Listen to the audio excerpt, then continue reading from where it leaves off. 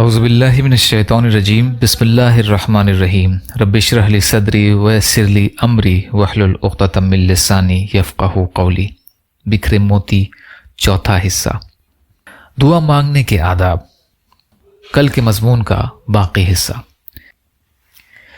ناجائز اور نامناسب باتوں کی دعا نہ مانگو، اللہ سے وہی کچھ مانگیے جو حلال و طیب ہو۔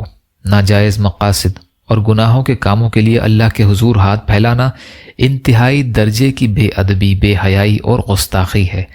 حرام اور ناجائز مرادوں کے پورا ہونے کے لیے اللہ سے دعائیں کرنا اور منتیں ماننا دین کے ساتھ بدترین قسم کا مذاق ہے۔ اسی طرح ان باتوں کے لیے بھی دعا نہ مانگیے جو اللہ نے ازلی طور پر طے فرما دی ہیں اور جن میں تبدیلی نہیں ہو سکتی۔ مثلاً کوئی پستہ قد انسان اپنے قد کے دراز ہونے کی دعا کرے، یا کوئی غیر معمولی دراز قد انسان قد کے پست ہونے کی دعا کرے، یا کوئی دعا کرے کہ میں ہمیشہ جوان رہوں اور کبھی بڑھاپا نہ آئے وغیرہ۔ قرآن کا ارشاد ہے، اور ہر عبادت میں اپنا رخ ٹھیک اسی طرف رکھو اور اسی کو پکارو، اس کے لیے اپنی اطاعت کو خالص کرتے ہوئے۔ اللہ کے حضور اپنی ضرورتیں رکھنے والا نافرمانی کی راہ پر چلتے ہوئے ناجائز مرادوں کے لیے دعائیں نہ مانگے، بلکہ اچھا کردار اور پاکیزہ جذبات پیش کرتے ہوئے نیک مرادوں کے لیے اللہ کے حضور اپنی درخواست رکھے۔ اس مضمون کا باقی حصہ انشاءاللہ کل کی ریکارڈنگ میں۔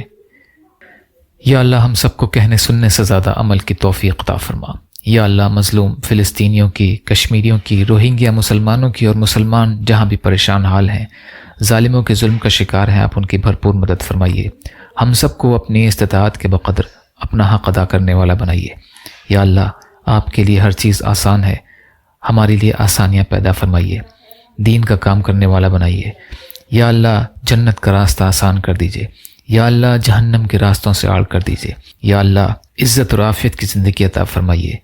یا اللہ ہر خوف کی چیز سے امن عطا فرمائیے، اپنے حلال میں سے دیجیے، حرام سے بچائیے، اپنے غیر سے بے نیاز کر دیجیے۔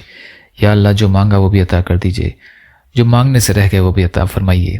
اللہم لا تسلط علینا من لا یرحمنا ولا یخافک فینا، اللہم اجرنی فی مصیبتی واخلف لی خیرا منہا، ربنا تقبل منا انک انت السمیع العلیم برحمتک یا ارحم الراحمین، لا الہ الا اللہ محمد رسول اللہ۔ السلام علیکم۔